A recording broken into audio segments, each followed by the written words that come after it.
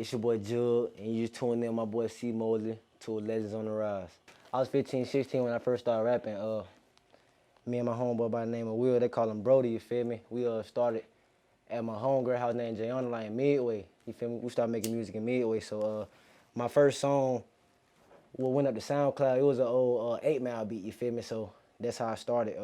But I wasn't taking it serious back then.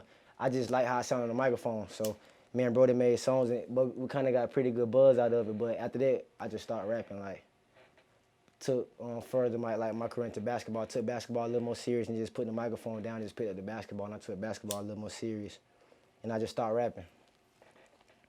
So when did you start back rapping and when did you start taking rap serious? When you find out that was something that you were going to start taking serious? Well, I started back rapping after my basketball career fell a little short, due to, complications. My basketball career fell short, so my OG sent me back. I came back to Birmingham, and that's when I got introduced to the studio and beat making. And I was already rapping though, but that's when I got introduced to the producing side of the music, So I started making beats and producing and rapping. You feel me? So that's how that came about. But if it weren't for my basketball not scholarship, but my basketball failing, I would have still been probably playing basketball to this day. But since that failed, that's how I got introduced to the music industry. Tell me a little bit more about that basketball career. You said you were playing basketball. Where were you playing basketball and what happened with your basketball career? Well, I got a scholarship to a university called Waldorf in Forest City, Iowa. It's like a small little town that had one stop sign, one stoplight, 2 gas stations. You feel me? Like the real struggle. So at first, I was gonna go to the Army, to the Air Force. I was gonna go to the Air Force, but I got a scholarship like late before I graduated with the old teammate of mine, and we ended up being roommates in college. So he already had accepted his scholarship to go. So I was like, okay, I might as well go with him. So I got the scholarship, and I went up there to Iowa. My first thing I probably should have did was went there and visit first. I just went up there, based off what coach is telling me and former teammates. They telling me, okay, everything good. The pitch looking good, so I'm like, okay, let's slide. Like, it's a new environment. Let me go up there.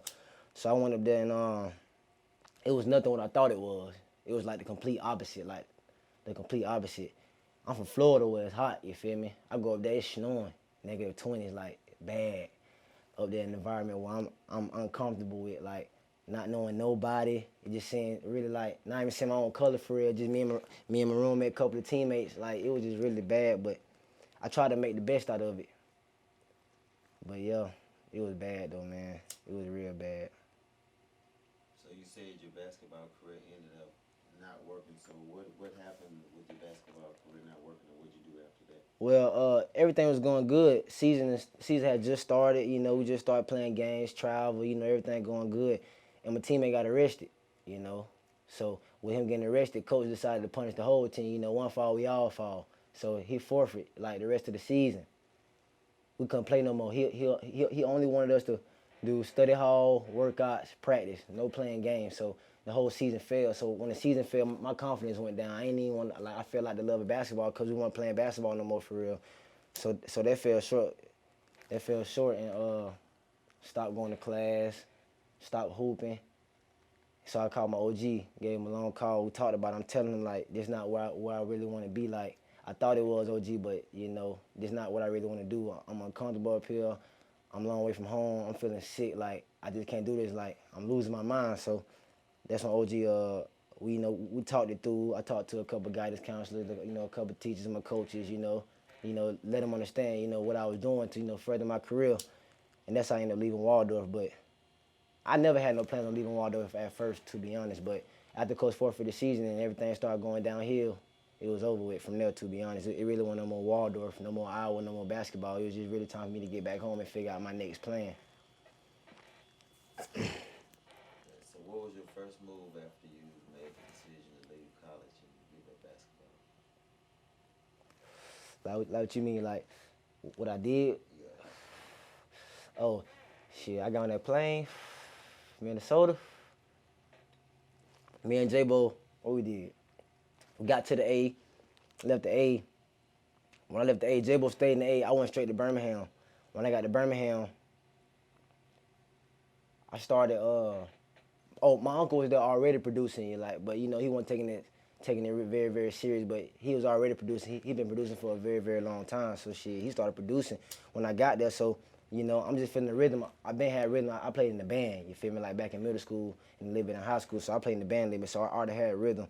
So my first move when I got back was really just to get my feet back comfortable. Over here down south and not way up north. You feel me? And after that, it was on music, and it been music ever since. So, what was your first song that you remember making when you started taking your rap career serious? What was the first major song that you made? My first major song that I made, cuz, was "Coming Through Your Trap."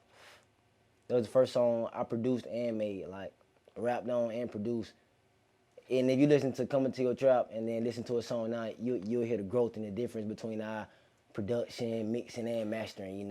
Microphone and all, like breaths and all, like the every little thing, like you'll hear the difference. But "Coming Through Your Trap" was my first song that I made that took me on to that. Let me take rapping serious. I'm getting good buzz, good feedback, social media going crazy, phone going crazy, YouTube going crazy, views going crazy, everything going good. Like, so I'm okay, so I can probably make somebody this rapping career. Like, I'm actually getting me a little fan base.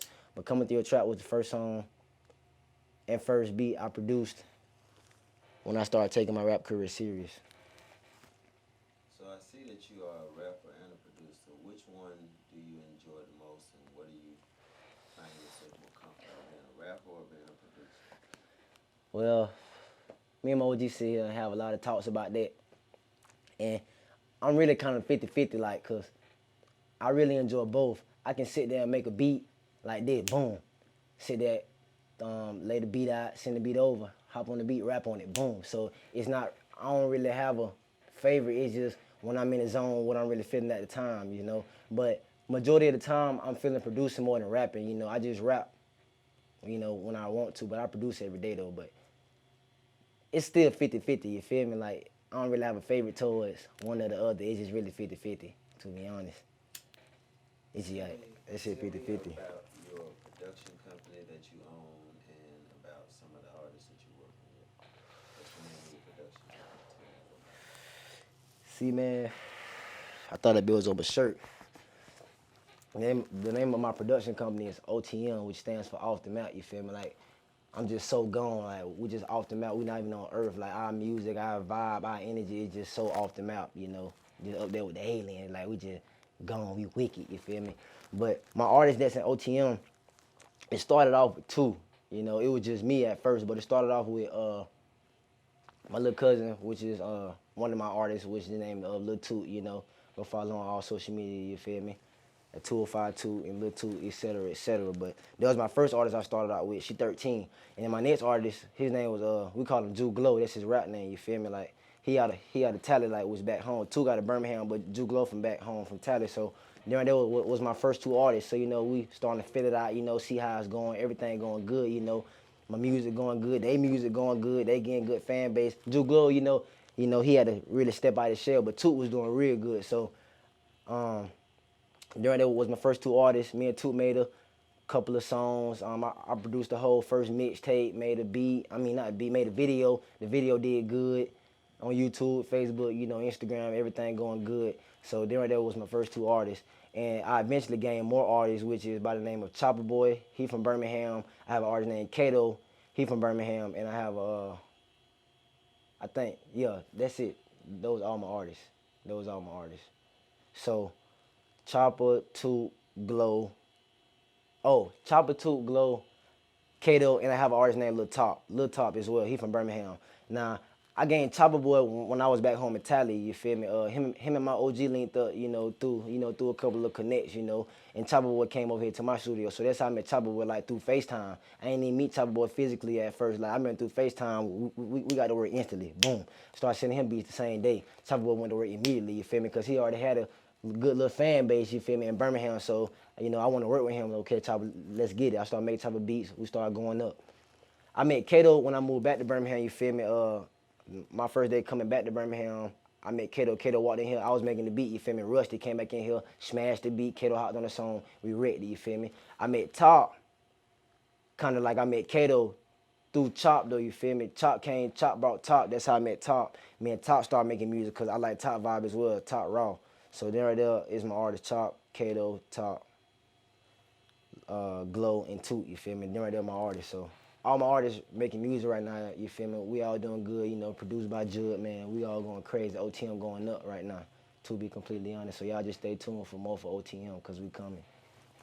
I see that you always talk about Florida and Birmingham. Tell us about how you have the connection between Florida and Birmingham. Well, I grew up, born in Birmingham, on the west side of Birmingham, you feel me? But I grew up in Florida, Tallahassee, on the north side, you feel me? So I used to still come back on every major holiday back to Birmingham, you know, come visit my OG side and my OG side of the family, you know, my great grands, great aunties, grandmas, cousins, uncles, you know, brothers, you know. So I grew up in Tally, but you know, after high school, I moved back to Birmingham, you know, because I always wanted to come to Birmingham as a child. I never wanted to leave Birmingham, but you know, I couldn't leave Tally. You feel me? I had to wait till I got a little older, you know, to be able to move to Birmingham. But I used to come back to Birmingham, Thanksgiving, summers, Christmases. You feel me? Like that right there. So I still was pretty familiar with Birmingham. I ain't never just completely forget about it, but majority of the time was spent in Tallahassee, Florida, on the Tell me north side. about the name MAP. What does that mean to you? MAP stand for Main Artery Production, you feel me? That mean a lot to me because it's the main artery. A lot of stuff can't be done without the main artery, you feel me? So with that being said, and I always been told I was the main artery. So really like it's just really without me, it's like kinda ain't no OTM, ain't no MAP. So it's just like I gotta always stay grounded and realize grind to keep OTM and MAP name alive, you know, with as well as my artist, but you know, it all starts with the main artery, you feel me? So I gotta always, you know, put my big boy shoes on and rock out. You feel me? Like that right there. So main artery mean a lot to me though, to be completely honest. What can we be expecting from Jill in the near future? Oh, just be expecting to hear my tag on a lot of beats, upcoming beats. You might hear a couple of features, you know, a couple of solos from me, but mainly the production side finna go up, to be completely honest. You know, my bars always, you know, gonna rest to the side just in case I ever need them, but mainly you can hear a lot of production coming from me, a lot of producing coming from me these upcoming years, you feel me? A lot of producing, a lot of producing. I may drop me a mixtape, a little album, you know, somewhere here or there, but my main thing is producing though, get my artists up, you feel me?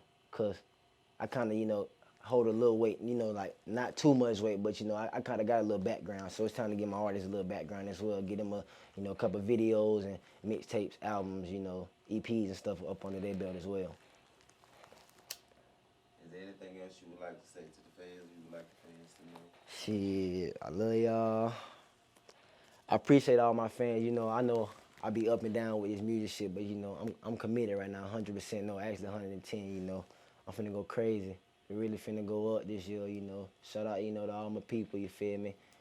My important people out there, but we finna go up. Follow me on all social media: Instagram, 6Jugg, Twitter, 6Jugg, YouTube, Jugg. No, YouTube, MAP. You feel me? Go follow me on all social media. SoundCloud, you know, et cetera, et cetera. All music on all platforms. You know, you can type in Jugg, you know, to find me everywhere, everywhere. You type in Chopper Boy to find Chopper Boy. Type in Lil Toot to find Lil Toot. Kato to find Kato.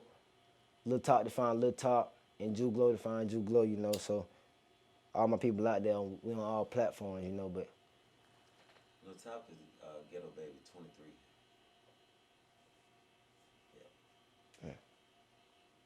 well, go follow Lil Top at Ghetto Baby 23. Excuse me, you feel me? Not Lil Top, it's Ghetto Baby 23 on all platforms.